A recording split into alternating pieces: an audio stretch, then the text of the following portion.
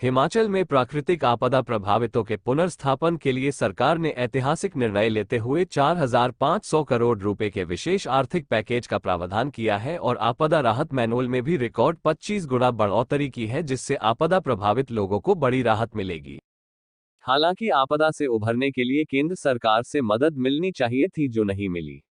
बावजूद इसके हिमाचल सरकार ने दरियादिली दिखाते हुए विशेष आर्थिक पैकेज की घोषणा की है।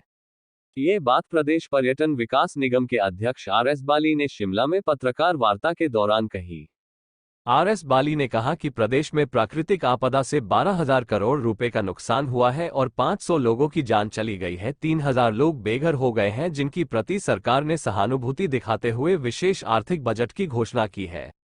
प्राकृतिक आपदा के पीड़ितों के लिए राहत देना केंद्र सरकार का दायित्व बनता था, लेकिन केंद्र सरकार से इसके लिए अलग से एक भी रुपए की मदद नहीं मिली है। प्रदेश के भाजपा नेता और केंद्र की सरकार का रवैया नकारात्मक रहा है।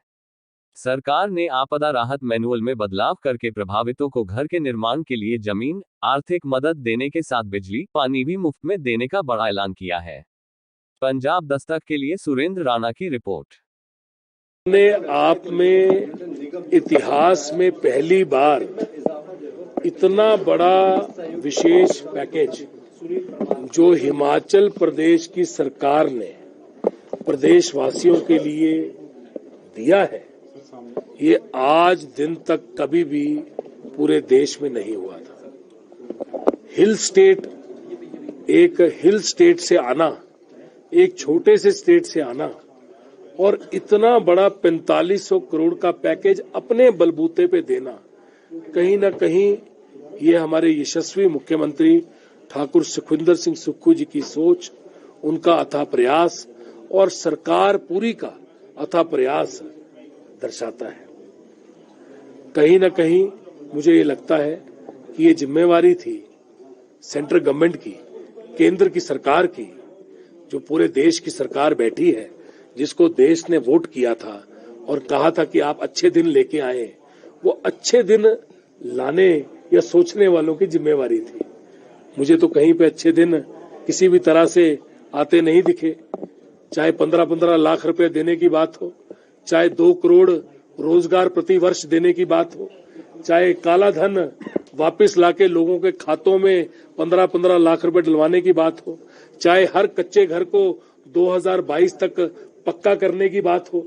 अभी भी पूरे देश में कच्चे घर हैं, तो हर बात जो कही गई थी वो झूठ थी।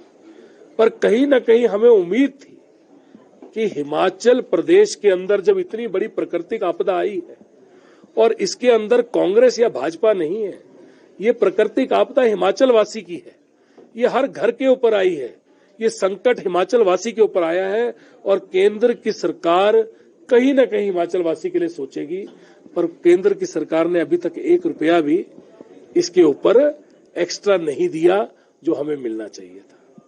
वही जो हमें मिलता था, जो हमारा राइट था, जो हर स्टेट को मिलता है, हर साल मिलता है, बस वही हमें मिला।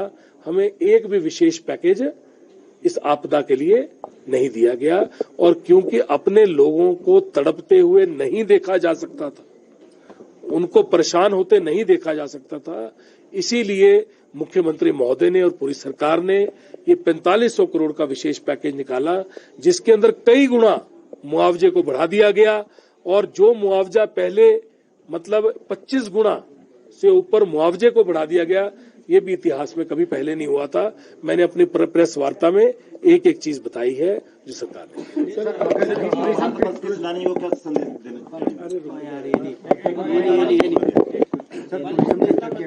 टूरिज्म सेक्टर सबसे ज्यादा प्रभावित हुआ है